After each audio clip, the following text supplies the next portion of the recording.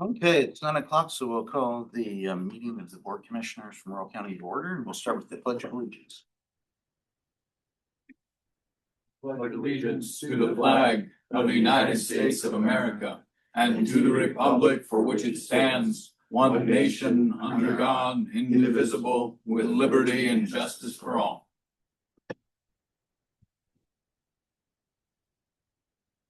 The next item on the agenda is public comment. And as Dave says, if there's anybody here that wants to public comment, then we'll go over the ground rules. So we'll start with anybody in the room. Is there anybody in the room who wants to do public comment? How about online on Zoom? Anybody there want to do public comment? I don't see anything. Valerie, Vince, you see no public comment. We'll move on to the next one. Is consideration and adoption of the agenda. Vince, anything that we want to change to the agenda? Not that I know of. Okay. Have you know? Well, I move to adopt the agenda as presented. I'll second. All in favor, say aye. Aye. I guess as a FYI, I failed to mention that David Sykes is our chair isn't here, so I, as vice chair, will be acting as chair today. So we're wondering why there's a vacancy. Dave's on vacation. Partner reports, Justice Court quarterly report. I know that we've got something printed out here. I don't see Glenn. I don't see him online. So we'll go with the printed report. Juvenile Department quarterly report. Christy. Good morning, Commissioners. Christy Kenny, Juvenile Department. I think you have the written narrative that I've provided, but always just like to touch on what I have there. Couple updates beginning August 1st. Norcor, so our detention facility we utilize to place youth in, has raised their daily bed rate from $210 per day to $250 per day. Mainly they're having some issues financially, so just to keep operationally going, they need to raise the rates to $250. So just giving you an update that will begin August 1st. So on that, because quick math was roughly a 20% increase. I know we've used Norcor for a long time. Are they really our option, or are they the best option, or? We actually have another contract with Walla Walla Detention. Even though we're out of state, we did just recently sign and renew our contract with them, and we're actually paying, I think it's $165 a day if we utilize Walla Walla. So it is cheaper. I know financially it makes sense to use probably the cheaper facility, but Norcor does have more programming options as well within the facility. They have a 30-day program, which is like more of a stabilization program. So for a youth that might be, if we're looking at a transition from coming off of drugs, alcohol, and then trying to transition them into residential programs, they have an opportunity for kids to do a 30-day program, as well as an extended youth care center program. It's called YCC for short. It could be up to a 180-day program in there. So I know financially they're struggling, and we don't have a ton of kids going to detention. And I actually have written into a plan. We get basic dollars from the state of Oregon through Oregon Youth Authority. So the county actually isn't necessarily paying this up front. I have a grant that we use mainly to pay for detention beds. So I like to support them because they are in Oregon. They're kind of the closest facility that we have other than going out of state and using Walla Walla. But we do have Walla Walla as a backup too. Okay. It sounds like there's reasoning behind going with them anyways. Yeah, I just want to try to help support And sustaining losing programs. would be Huge. severely detrimental to the Yes. region at large, and then And then they're Walla not Walla the and other only places. facility. Bend is even talking about some struggles in their facility. And if you take away potentially two facilities, Central and Eastern Oregon, if we don't have Walla Walla, whatever, I mean, we do have them, but we'd be traveling all the way to the West Coast, and their detention facilities are in upwards of $300 to $600+ a day. Yeah. So that's one other reason why I know the Central Eastern Oregon counties want to try to support who we have here, since all of the facilities in the juvenile world have lessened over the many years. You're paying attention to it. That's Yeah. what matters. So. Yeah. Other than that, another update, our OJDDA, it's the Oregon Juvenile Department Directors Association. Our conference that we have, a yearly conference, is scheduled in October. It's 5th through the 7th, so I always explain and offer if you guys are interested in attending. Registration is open. I was part of the conference committee. It's being hosted by the Central and Eastern region this year, so we are the ones that came up with the agendas, came up with all the speakers. So if you guys are interested in seeing that, I'd be happy to shoot you the link if you are interested in attending or just taking a look at it. October 5th through the 7th in Seaside is this year's conference. And then one other thing I just asked, and I believe I sent Commissioner Peterson an email, but if anybody has any youth families that might be interested in taking a survey of it's called GOBI, the Greater Oregon Behavioral Health Incorporated. They're looking for youth or families that have been in a system, whether that's the juvenile system, like Department of Human Services system, behavioral health system. They're looking for volunteers to complete a survey because they just want more feedback services, things like that, as well as they actually have meetings and they would love to have representation for youth and or parents or somebody involved. Well, they can do virtual meetings, most of them, and I don't know exactly, I think they move them around for in-person, but I'd be happy to find that out. They actually provide a stipend for them if they want to attend those meetings for $50 for each session. There's just some paperwork to fill out, but if you have anybody that you know might be interested, they obviously love feedback from the youth and families that lived experience is huge. How can we better our systems and what can we do to improve those? So if you know of anybody, send them my way and I can get them hooked up, or if they're not sure, have them reach out and I'd be happy to kind of give them some additional info. Thank you. And then that's pretty much it. And then I just put the referrals so you guys can kind of see the total youth for each quarter. Any questions that you might have, I'd be happy to answer. I don't, anything else, Gus? I mean, nothing stands out. Hands out. Everything's the same relatively. Yep. No questions. All right. Okay. Thank you very much. All right. Thank you. Next up, planning department, Tamara. There you go. Is it warm? Well, for the record, Tamara Mabott, and I'd like to acknowledge the chair of our planning commission, Stacy Ekstrom. Did you come today to help with this? part? No. Okay. We try. She could probably do about half of it. So anyway, thank you. So always enjoy the hard work she puts into this. Again, just to supplement the written summary that you have, we've had a couple of hearings in June. One was to adopt the interchange area management plan, which has been recommended for the board, and you will have that hearing August 5th. And then we held over on another item. Caitlin and George are working hard on preparing a memo with a matrix of options on what to do post LUBA remand on our temporary conditional use permits for all those commercial trucks in residential zones. So Planning Commission in July will have a work session on that. And then we'll pursue. Seems like we're doing a lot of renewable energy. So as you know, the MN8 project withdrew from the state Energy Facility Siting Council, and we're reviewing it now. I hope to have that completeness review finished by the end of the day, and tentatively are looking at a September hearing. Last week, George and I met with another developer who is currently at FSEG who might do the same. We're happy to process them. It's just a lot of application, not just because the size, but because those applications have a lot of attachments to also review, more on the line of a plan or code amendment. We've been coordinating with the Sunstone Solar Project, which has been purchased by AWS, and they're contracting with Gallatin Power to do the development.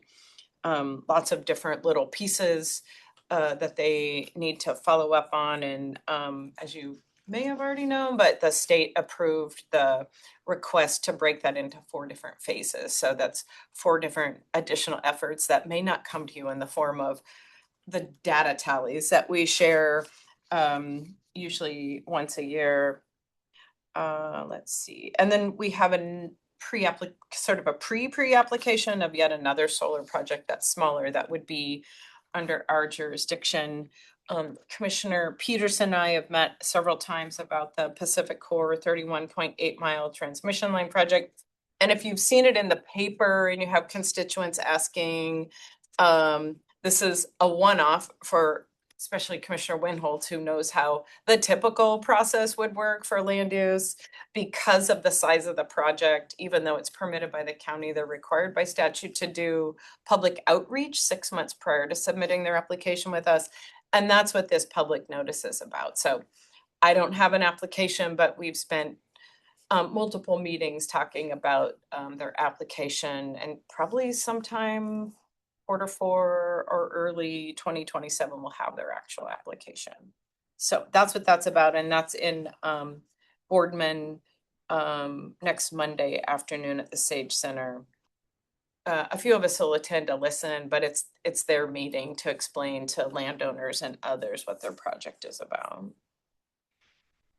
I included in here a link to the outcome of this Oregon Energy Policy Academy convening to talk about transmission lines.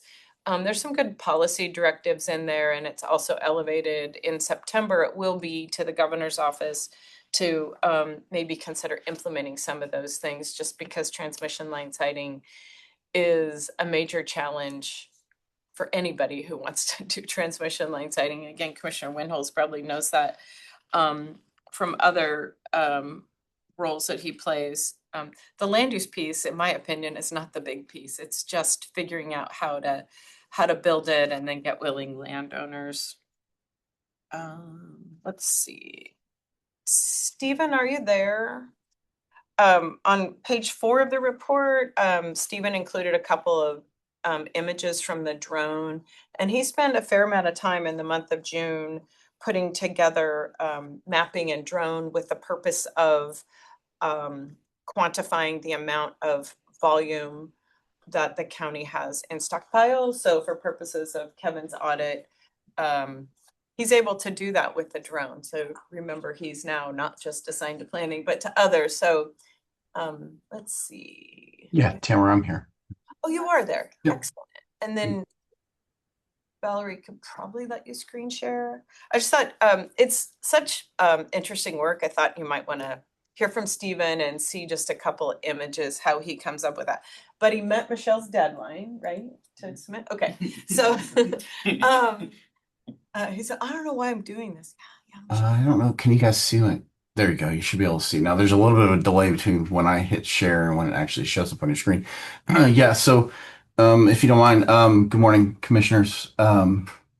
So the survey was conducted through our office this year. I believe in the past, Public Works either did it themselves, not through drone imagery, but through, I believe Eric told me they just kind of guessed at it just from institutional knowledge. It's a little different this year. I did a little bit of it last year. They being Public Works approached me with about 2 days notice to get this imagery done. It takes about 2 days to compile the imagery, to capture the images, and to process the imagery.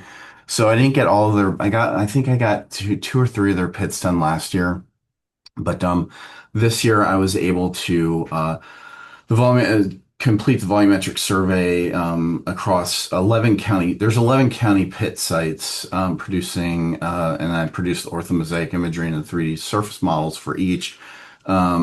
So out of those 11 sites, 9 of them had measurable stockpile material. Ray Creek, for example, didn't have any material on hand at the time of the flights. And then 8th Street and Irrigon, that pile was not being utilized by Public Works, so there was no. I had a deadline, July 1 deadline to capture the imagery. So since that stockpile wasn't being utilized, there's no rush to get that. So I'll fly that pit later. And if anybody would like to go with me to observe, just come coordinate with me and we can get that done. Just real brief here, combined out of the total pits, there was 225,504 cubic yards of stockpiled material. The largest volumes came out of Willow Creek. I'm not trying to do a report for Public Works, just give you a brief overview of what I did. The flights were conducted over approximately about a 2-week window in June, from the 11th through the 25th. And the why is basically asset accountability. Once the rock is crushed, it becomes a fixed asset. Is how I was Kevin's in the room. He could probably explain the numbers better than me, but it becomes a fixed asset at that point, and the county has to account for that. The how, essentially, I just, if you can see the screen here, I draw a site boundary around the pit. I pre-plan the mission. Once I get out there, I set up, I deploy the drone. It jumps up to, I do usually all of these flights at about 200 AGLs above ground level. So the drone can measure its altitude against the ground. And it basically does um, an area survey. It goes and it goes back and forth, back and forth, back and forth. It captures all the imagery for this Fuller Canyon. I believe there was so each dot on the screen here, and again, there's a delay in what I'm talking about, what you're seeing. Let me know when the dots show up. Those represent a single photo. So in this mission, there was 1,309 photos taken from different angles. Some of them 90 degrees straight down. The other ones are taken at 30 to 40 degree angles.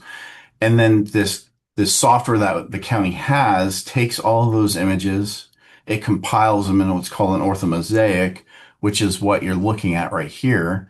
This is 2D imagery, and then I can come in and with the software, I draw basically a boundary around the pile, and then it takes this and it forms a 3D model of that pile.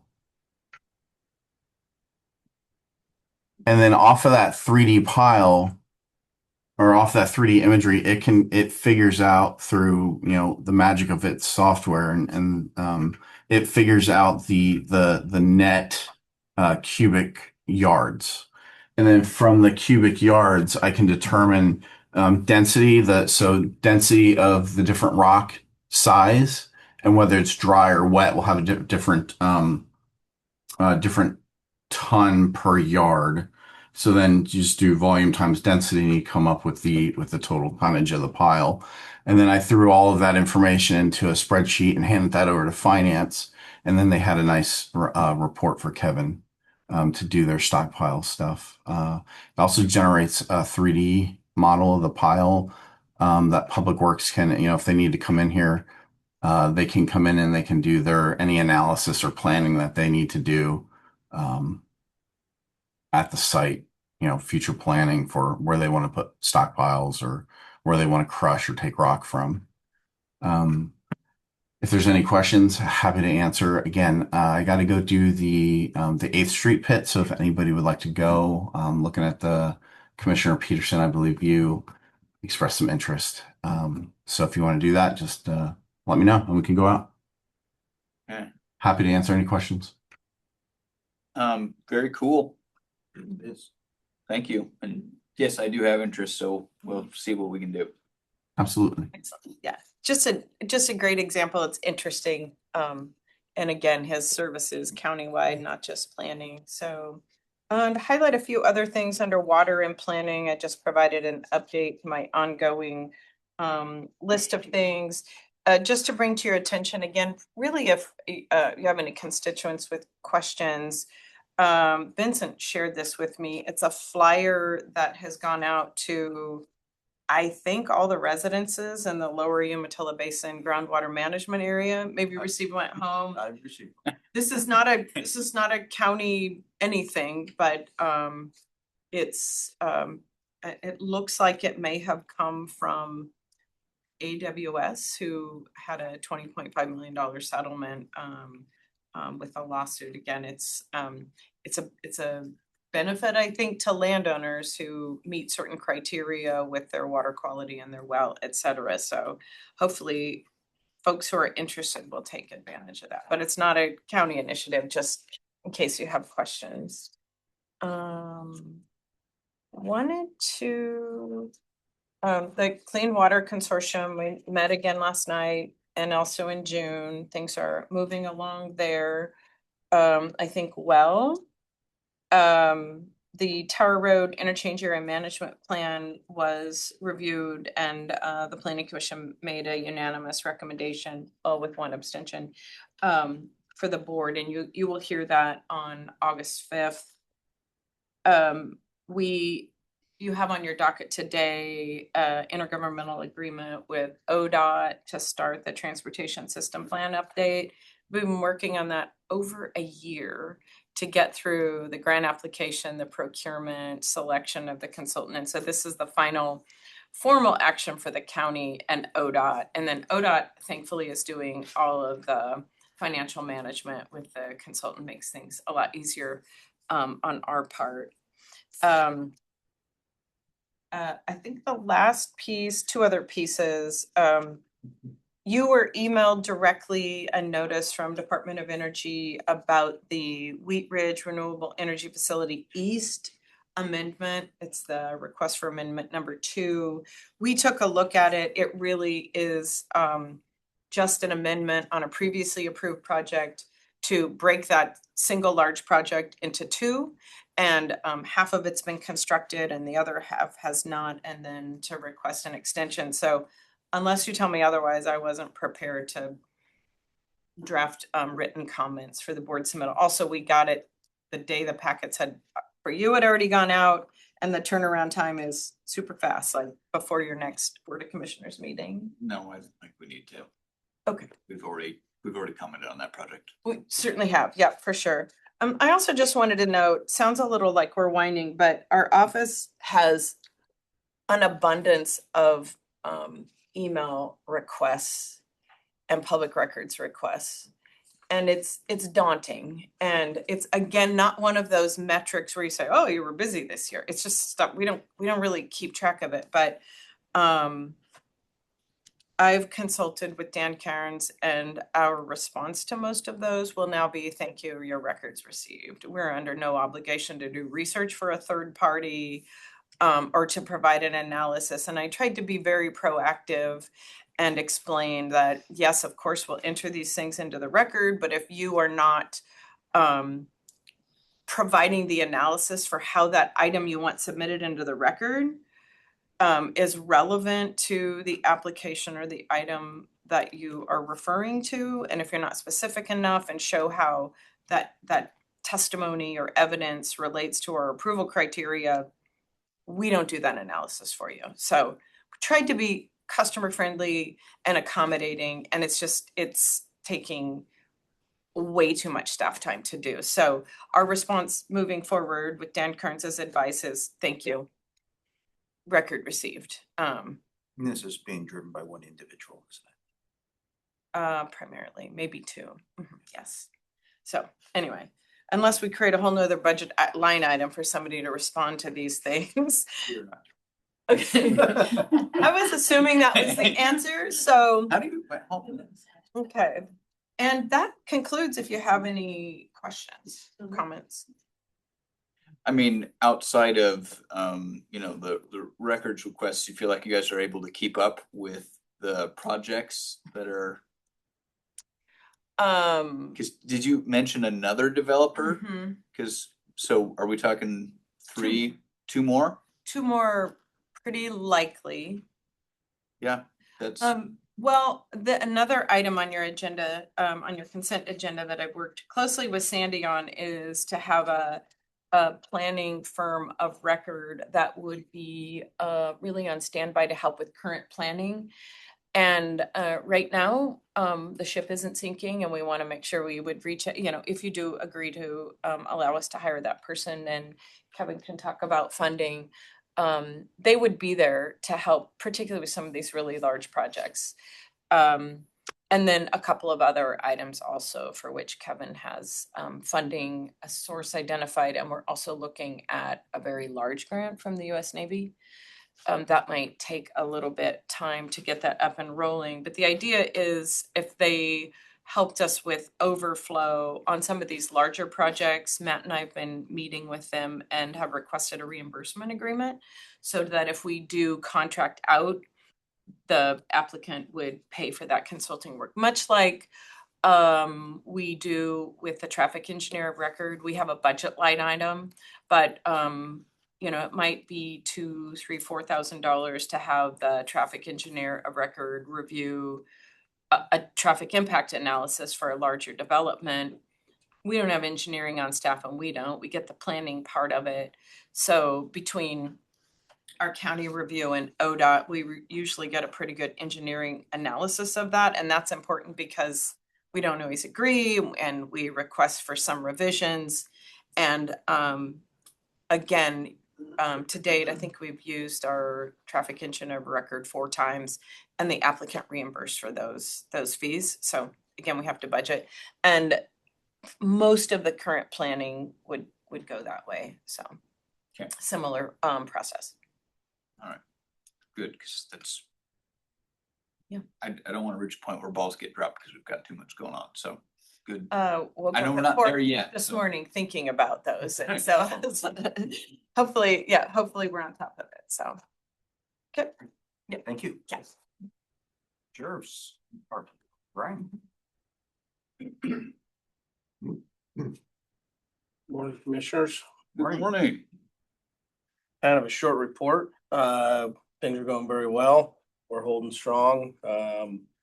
Biggest highlight, I guess, is we've had multiple vessel rescues on the Columbia this year, a little higher than last year, but no loss of life. Few property. May have lost a vessel or two, but those training and education goes a long way if you're gonna go buy a vessel. All divisions are running strong. We're busy dealing with training and vacations like everyone else. Looking forward to the next year. Would love to entertain questions. Not a whole lot to report. All right, well, I'll go ahead and I'll shoot a question then. So the fire that happened a couple weeks ago, that was out at one of the solar sites that was getting prepped. I had a farmer call me afterwards that they were trying to get there and they got stopped by a patrol officer, and the farmer felt like they were being prevented from being helpful, and I think the officer was trying to ensure safety. Could you speak to that situation and how we might navigate that in the future? Because if we have somebody who can help, it is awesome to be able to get that. So I can't, so yes, and I dealt with that as well. The problem is the intent is there to help, and that we welcome that help, but it has to be organized, and we have to be able to maintain who is there and who's not there for the safety reasons and management. And when we have people that are just showing up and just going out to do what they think they should be doing, it doesn't work that way. So we have to control the scene. So when we have large scale scenes, it's not any, whether it's a fire or a search and rescue, you need to check in with the command post and get an assignment. And that way it's documented that you're there, and then they can send you out if you're equipped and you have the appropriate, because there's some safety things they need to do as well, because on a large scale fire or search and rescue, the command post, like in that case, the fire department takes full liability. And so if they send you out there without the appropriate equipment, safety equipment, PPE, stuff like that, they could be liable at the end of the day, even though, you know, your intentions were well, but there's some liability and safety issues that we need to be aware of. So they need to check in with the command post and get an assignment, and then, you know, it would be more than welcomed, especially on a fire. Because, you know, fires move quick and resources are limited. And so we have people that want to show up and help. That's great, but they need to check in with the command post so they can be managed. And so that would be in the case of a fire, whichever fire district that Yes. happens to be in? Yes. Okay, Yes, absolutely. all right. Thank you for that clarification. I appreciate it. That was the only question I had. Sorry, I can't. That's it. That's it. I don't have much to report, right? I'm trying. So no. No, it's good that you don't have a whole long list to report. Yes. All right. Thank you. Thank you, Brian. Public transit. Steven. I was told you weren't gonna be here, so now I'm confused. You weren't. You need to talk to your boss about that. He's mean.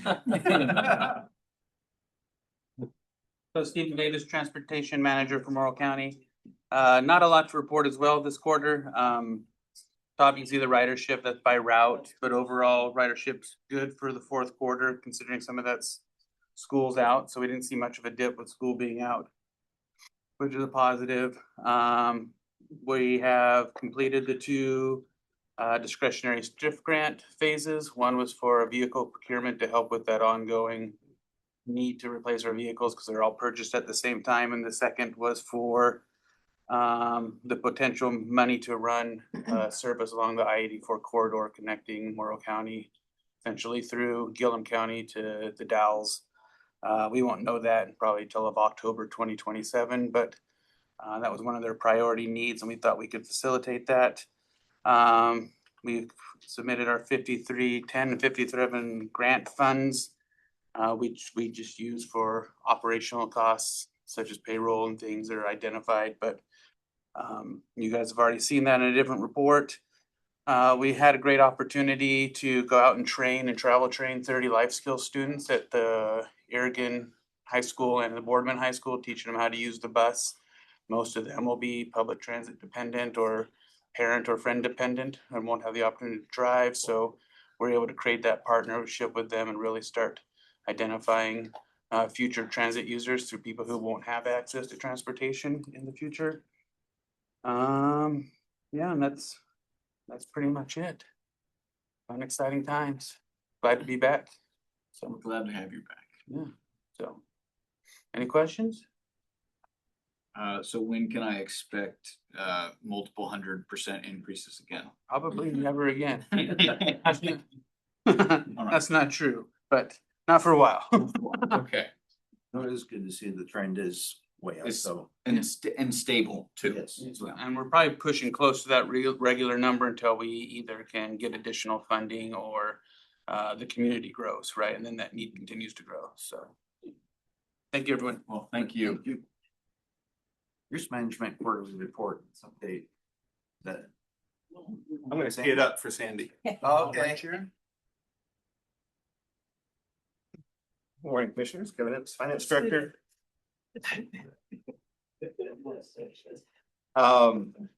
So this is a new quarterly report that I wanted to bring here and get some feedback if you want to keep it going. But what prompted it, as you know, we saw a substantial increase in our workers' comp premium and for this next fiscal year. And through some just kind of discussions about what causes and what's driving that.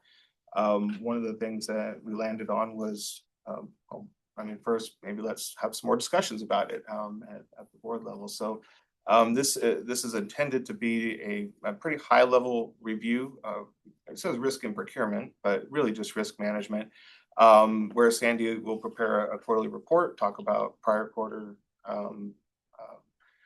insurance claims and related type activities, as well as in her role, she's intended to be the liaison between the safety committee and management and board of commissioners. So so it'd be also include a summary report of activities from the safety committee. Again, with the purpose to focus on just creating some discussion and maybe improving the situation that we've seen over the last couple of years regarding our some of our safety claims. And then today we asked Stacy to join us from Wheatland to talk a little bit more specifically. So Sandy's going to give a brief report, and then Stacy's going to talk a little more specifically about some of the drivers and causes of the workers' compensation increases for fiscal 27. So yeah, Sandy Pointer with Risk Management. I have a couple hats I wear. The county is we're making positive progress. We've seen some issues that we needed to kind of follow up on. The safety committee is reviewing incident reports, improving emergency readiness, replacing and tracking AED supplies. We've, in some of our tours or inspections, we're finding that these batteries are dying or the pads are expired. So we're just trying to nail down who's responsible for really checking these out? You know, I know safety committee is required to do it, but there is a general maintenance issue we need to just follow up on. Key areas that we're still needing attention to is slips, trips and falls, safe lifting, body mechanics, vehicle and equipment safety, GFI outlets near water sources. Next quarter, I'm gonna plan on the main focus driving, distractive driving, winter driving, slips and falls, inspections, SDS access, continuing emergency planning, trying to get county employees as a whole information and what they need to follow for some of these emergency situations. Try to provide practical training and make sure all employees have clear, consistent safety information. CIS has just a world of resources that I can pull in and maybe try to get. I know everybody's busy and everybody's tapped out, but just a little something to go on everybody's email or safety shorts in the morning when everybody has their little powwow and making their coffee. So I got some ideas. So hopefully we can get it. Okay. I think I'm good. I'm sorry, I did not give these out earlier. So, for those who don't know, Stacy Ekstrom is on the news. We represent Wheatlands and we are the agent of record for the county. And when working with finance on the upswing of our workers' comp claim, and that's just for you guys to look at. There's no names listed in it, so we have that's report keeps that out of it. But we went from 25, 26 having a 0.88 experience mod.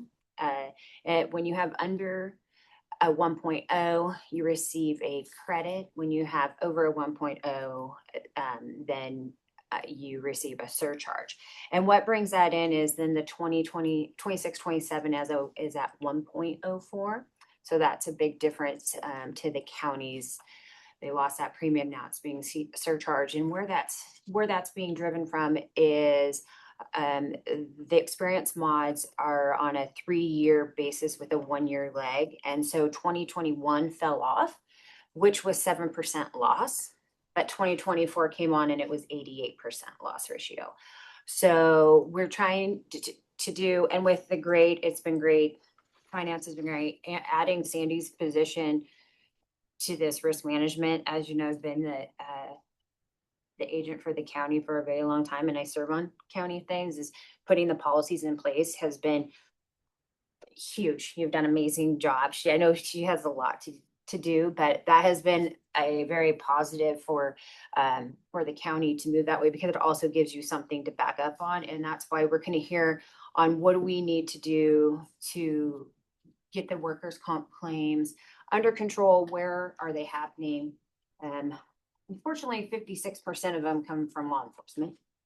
So we also, and as Sandy said, City County Insurance Services has a of trainings ability, and they're right now putting together a safety guide strictly for law enforcement. That hasn't been put out yet, but that is where we're looking at it. Our other reports indicate that under 5 years of higher experience is where we're seeing losses too. So trying to work together and try to figure out how do we get new hire orientation, where do we get the training that new hires are, and like you say, slips and falls and lifting things. So looking there, because the county right now was having between 5 and 7 claims, and now we're almost double that already. So luckily we've been fortunate that we haven't had fatality claims, but we also want to get this, what can we do to help make sure that we lower these claims? The other part you're also seeing is things that are out of your control. They are now safe, as now anybody who has law enforcement is having additional premium to deal with the PTSD claims that may come in the future. They have, studies show that in the future, this is how many, and some of them are up to like 16 years out, but they are collecting more. Like part of it was nearly $19,000 in additional premium to entities that have law enforcement to pay those future claims, which at this point they say average 315,000. I can't tell, I did not come up with that number. That is a safe, that they came up with that number, but that's where we also saw it increase. That one, there's nothing can be done about that, but we can work on the safety and the being able to have more training. And Lisa Masters, which she was unable to be here, but she works with CIS. And if you knew before, they did the workers' comp before. Special districts, city, counties all went to safe doing the workers' comp because that's where it needs to be. Your PNC insurance or your liability insurance does not need to be a workers' comp. Yours just doesn't have the longevity of it. So it's been good to have it with safe because they have a lot more tools also. So we just kind of wanted to come up with, you know, put the information out there so we know where we need to go, what trainings need to happen, because even though, yes, everyone is busy, but it also, if the training's there and they have the opportunity to do that, much like the sheriff said, the liability falls back on you. But if that training wasn't there, then you're negligent for that. But if the training's there and something happens, you're like, well, we had these trainings in line. So that's important for us. We just want to be able to help and see what we need to do to get the program, if there's new programs that need to be put together to help with it, or how do we get job analysis on them can be done. And there's also, like I said, CIS has a bunch of trainings, so that's another direction to go. So I never have good news when I talk to people. I'm sorry. We just happen to work in an industry that doesn't have a lot of that. So, but so if you have any questions, or you can ask us at any time. Like I said, today we just really wanted to go on the workers' comp because that's where we saw, we've worked on some classifications and the county does good. Mindy does a good job with that as well. So we do try to make sure things are where it's supposed to be, but worker safety, of course, is everybody's priority, but that's where we would like to see what, you know, just get the discussion started, like Kevin said, and what kind of protocols need to be maybe changed or new policies put in, or, you know, what kind of training to do. So with the mod was 1.06, is that what you said? Was 0.88 and now it's 1.04. And then I unfortunately don't again have great, because next year it at a minimum will be 1.12. Okay. But like I said, we lost really good years. So I told you I didn't have any. So yeah, I mean, it just shows where we need to do, and I can't tell you, I don't know what the next ones are going to be, but we need to start trying to get that brought back down. Okay, and is that just total number of claims, or is it the amount of claims? What are the things that? So loss ratio is the amount, that numbers, but it also is the dollar amount. Okay. So that's versus premium is how they figure that out. So, and I'm not saying jump up your premium so your loss ratio goes down. That's not how I'm going to work with that. But no, so the claim number of claims and the amount of paid out in it is what is your loss ratio. Okay. Mm-hmm. Any other questions? So we have work to do. Yes. Yeah. That assessment. And yeah, if you have any questions, I mean, Donald did a great job because if anyone knows me, I'm not super techie, so I can take zero credit for this right here. But we do have, there's a lot of information we can get. We can give you more example, you know, this is just like like Kevin said, a high overview so we can see and get the discussion started. But I am happy to see on some other parts of, I feel like, claims in other portions, because I wasn't going to talk about that have gone down. And Sandy's mean to him, so she tells him you can't turn. No, I'm just kidding. So if you have any questions ever, except I don't love my email box filled like Tam. No, I'm just kidding. But I'm willing to, whenever anyone has any questions, just let us know. We're available. Anything else? Well, I think this might be a potential question for our new HR director. I would like to see, so we've got employee tenure and, you know, number of claims.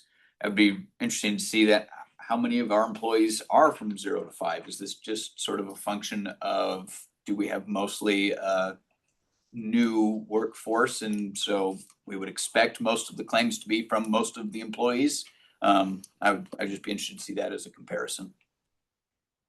Well, after I heard all this, I was been doing some kind of digging on different companies. UEC was one of them. I kind of asked around and just seen, and when they have their employee orientation, they'll have different classes they'll have the sexual harassment and all that. And that, again, that's one of them too as well.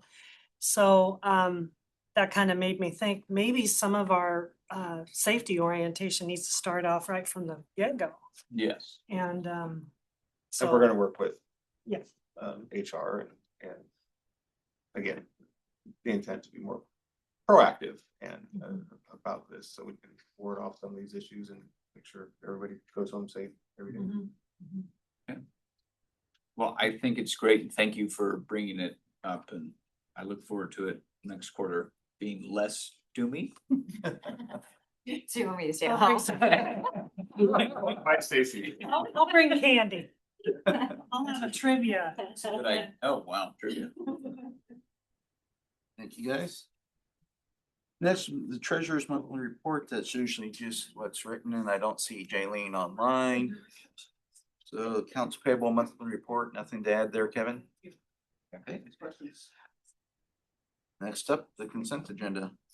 Unless there is anything that I missed, such as the spelling of my own name, I move to adopt the consent agenda as presented. The second, any other discussion? All in favor, say aye. Aye. Aye. Consent agenda is approved. Business items, Umatilla National Forest. Yes. Good morning, Commissioner. Good morning. I feel like I'm kind of in trouble sitting in front of you. Good morning, Michelle Hannum. I am the acting ranger for the Hefner District, taking over from Doug McKay, who retired at the end of July. So it's been just about a year that I've been hanging out with my crew. Eric Wattrud had another appointment that he had to make this morning. So in his place, I have Chris Dennis. Yes, I'm Christopher Dennis, the Public Affairs Officer for Umatilla National Forest. So I provide all the news releases, social media updates, and all of that you've been seeing on our site. I also cover Blue Mountain Forest Plan. So if you have questions about that, I can help. All right. I'm sure you've all received the program of workbook that we have, or we sent you. It's been about 6 months, I think. Yeah, So it's been a while. We sent it at the beginning of last December. Then, yes, probably, Okay. yes, I have. I just I was like, recently? No, I don't think I've got anything. double checking. We send it every year. I'm the one who puts it together and make sure you receive it. Okay. That's why I ask. I'm like, oh, did you get that? Anyway, so I guess I'll lead off with Blue Mountain Forest Plan and we'll work with that. Okay. So the latest thing for the Blue Mountain Forest Plan is that July 2nd, the DEIS was published in the Federal Register for public comment. That will be going for 90 days up till September 30th.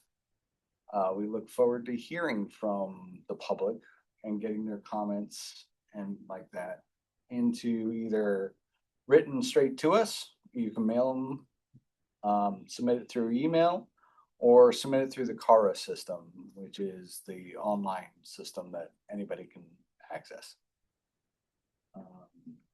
With that, are there any questions? Not on that. Okay.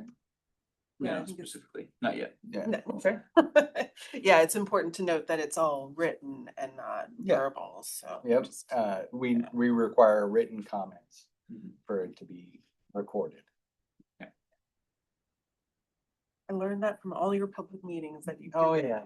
I was paying attention. So in the program of workbooks, and if you didn't get a copy, please reach out to me and I can get you a new version. In there, it's pretty light for Hefner District projects. We've got the Lone Rock fuel break and re-veg from our fires in 2024. That one, our fire crew is working on. We'll have a 300-foot fuel break along the roads. So, and it will be feathered for elk security. So there are different disciplines are working on that project. The other one we have is Parker's Mill. Stagecoach is the first timber sale that will go out on that.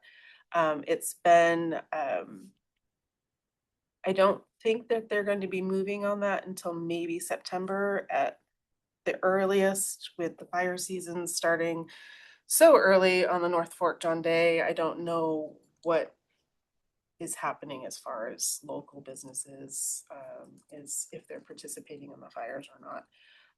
And then the last big one that we have is the Ellis project. That one, the first timber sale, Penland One, it's called, went out to contract beginning of July, I want to say. And the rest of them are small projects that have been going on for a little bit now, so.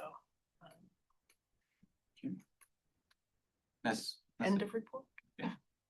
I guess on the Blue Mountain Forest Plan, I've seen, you know, some headlines about it, you know, potentially tripling the amount of lumber sales on those properties. Is that something that is an accurate representation from your viewpoint? So, and she has a copy of it, is online, you can find what we call the alternate comparisons sheet. And it has the three plans that we have, which is the first alternate one is the no action plan, it's a requirement. Alternate two is the proposed action, that's the one we prefer. And then alternate three is the active management plan. And on those, and if you flip the, I don't know if you had the both sides print out. I two sheets on that one. Okay. But if you find the one online, on the back of it should have a chart, and it will show you the proposed timber totals. I won't say timber totals, they're the projected, what they think they could get would be the better way to put it. Okay. It's not actually what we're gonna cut, it's what think we could get. I'm not timber, so I don't want to speak too much on that. Okay. All right. So, but you can find the numbers online and Right. you can make those deductions for yourself. So my question is, you know, seeing the headlines about Forest Service consolidation, closing down offices and stuff, all consolidated, is Colorado, is that right? Into one. So I guess how's that going to affect this here locally? We're staying open. The humidity. So that's good. Yeah, nobody's closing that. Yeah, the Umatilla isn't closing any of our offices. We'll still have Hefner, North Fork John Day, we'll have Pomeroy and Walla Walla, and of course the SO. Right. So it doesn't affect us directly. Okay. Yeah, so That's the good. so Yeah. your Forest Service is gonna remain the same as far as at the forest level. Okay.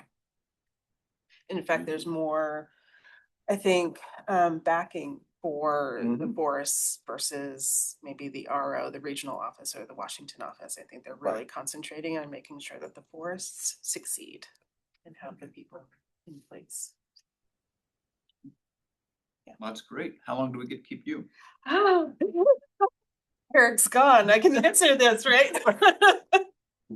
I'm here in as long as they need me to be in place. They have not put my position out for advertisement. That should tell you something. So That answer that, I would be. She's doing a great job. I have promised Eric that I will stay on at least until the end of fire season so that we have some continuity in place. Then we'll talk after the chaos is done. Okay.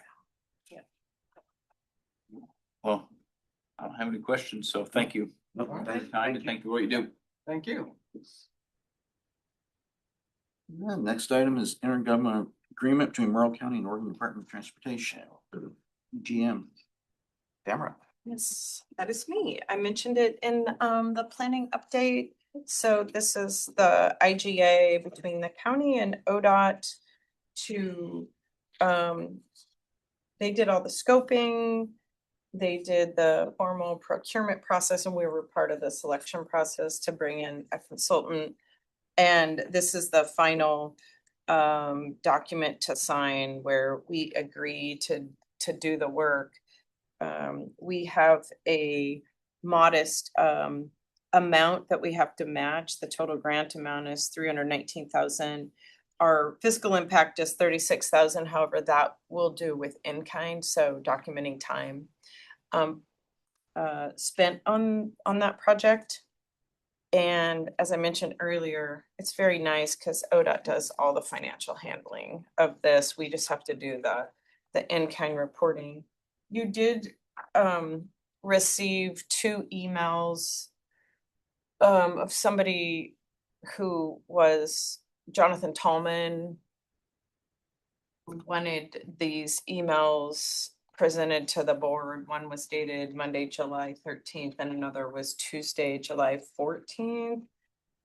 With regard to this, we don't really create a formal record, if you will, for a Board of Commissioners packet, but you have received them as electronically and they're also in front of you.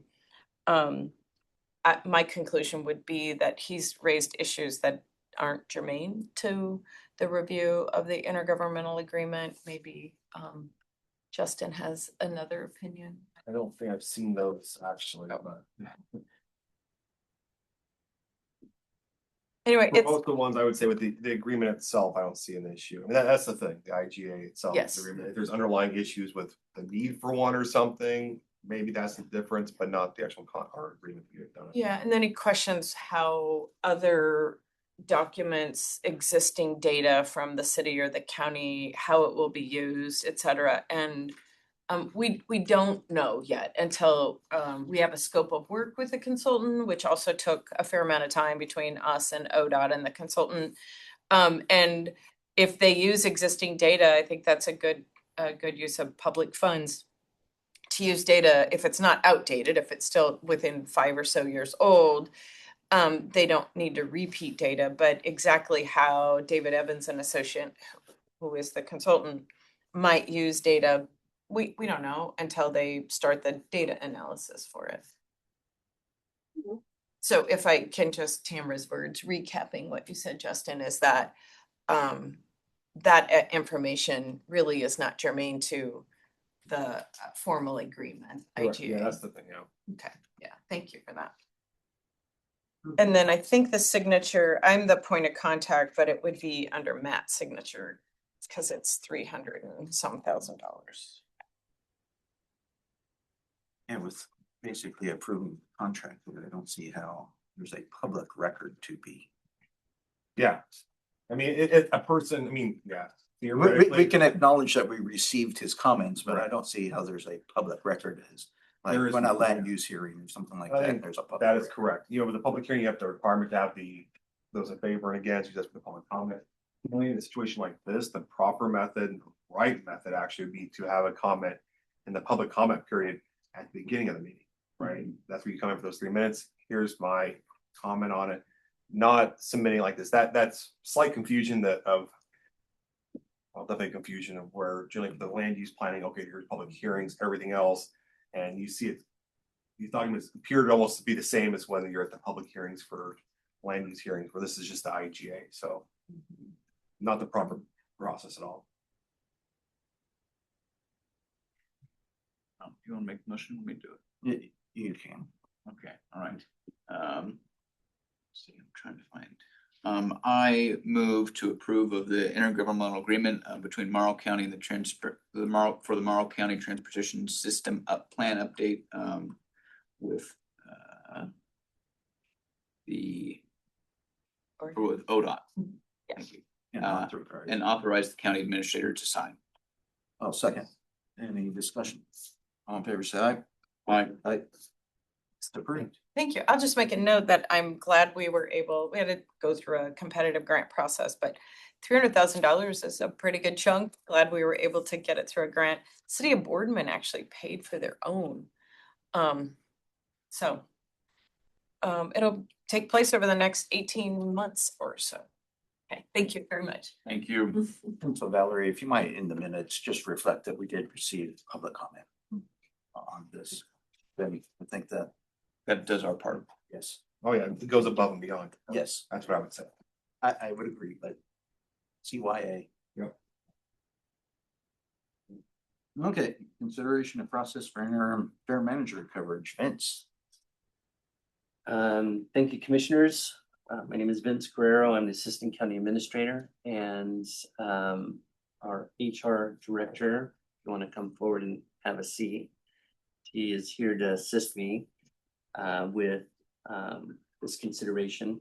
So recently, our fair manager resigned and left us with a hole to fill with managing the fair. As you know, the fair is coming up in a few weeks, approximately 5 weeks.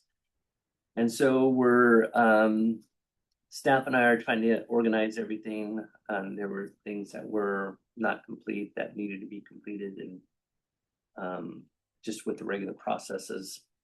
And we're doing what we can in order to bring everything up to date. And we are looking to try to bring on additional staff members to support us in that process. I'm assuming that you read the issue, the information.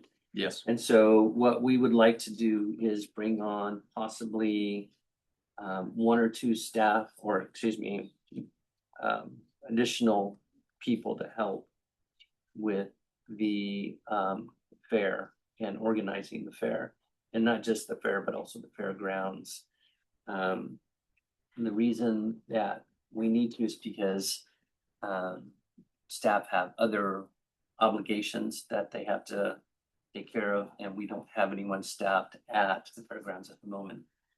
So we would like to bring on someone that's familiar with the fairgrounds, a young person, a young lady that was there as an intern this past school year, and she's familiar with the fairgrounds, the office, and would be able to answer phone calls and screen phone calls and people coming in and directing them towards us. When I say us, I mean myself and Ramey Kane, our administrative assistant for the community services department. So her and I, along with some other people, are working to bring everything up to date with the fair, and that includes the fair board. And so I do have other people that said that they would be willing to volunteer. There is one other person, last year's fair manager, that said she would be willing to assist, but I'm pretty positive that she wants to be paid. She said that she would do it, but only do it from home. So there are projects that I could technically send to her, but she would probably be on a contract basis versus hiring as a staff member.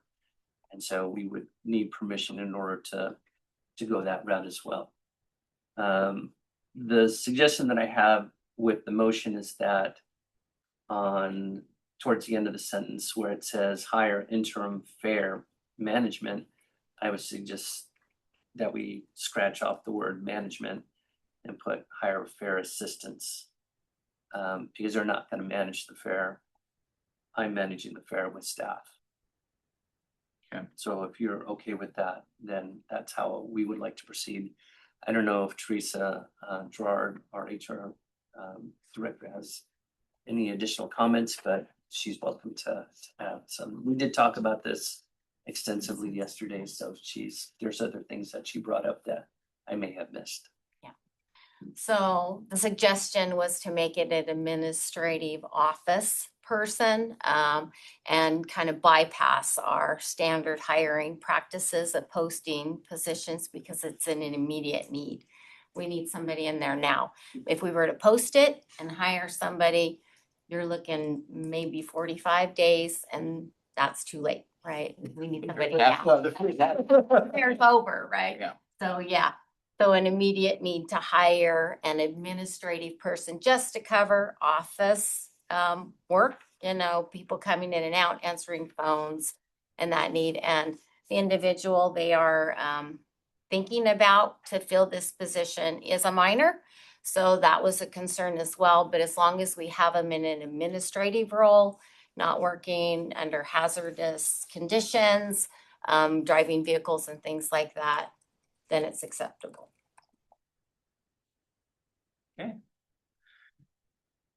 Well, I do think we need somebody, and I appreciate that you're going to be the one who gets to deal with the management, Vince. I know you're probably not happy about that, but why we have you around to help when things like Yes. this happen, so. And if you're comfortable with this, I'm looking at you, Teresa. Oh, me, yes, I'm like, oh, yeah. We do have the budget, of course, because we have the open position, so we won't be adding any headcount or any additional funds to the budget, so. Yes. So at this point in time, typically the fair manager would go to full-time, Mhm. 40 or more hours per week, trying to coordinate everything having to do with the fair and also just the fairgrounds itself. Yeah. So.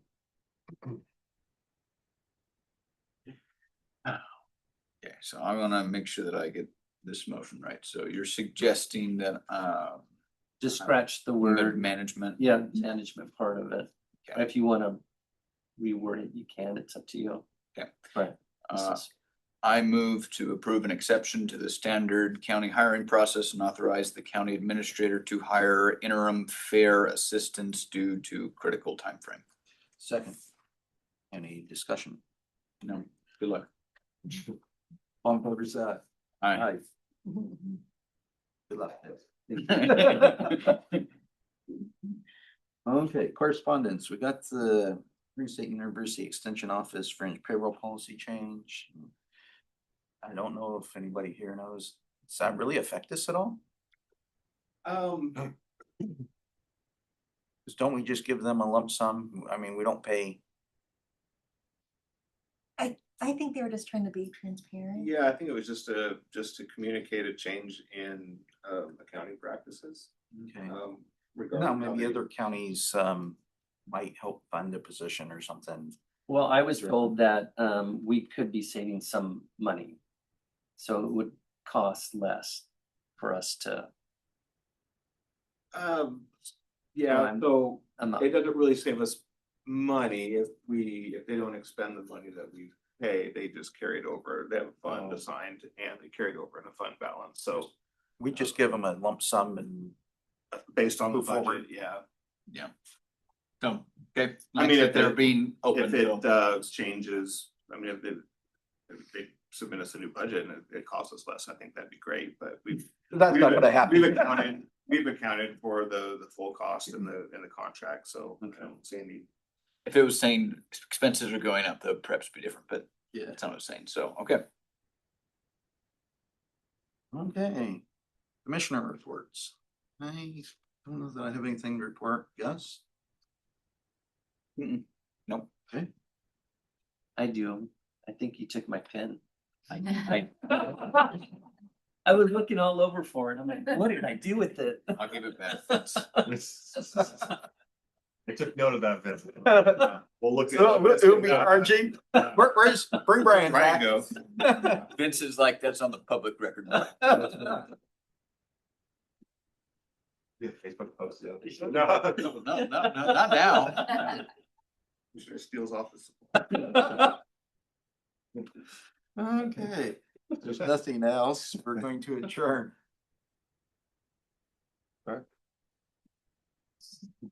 I didn't even remember. No, no, not embarrassed.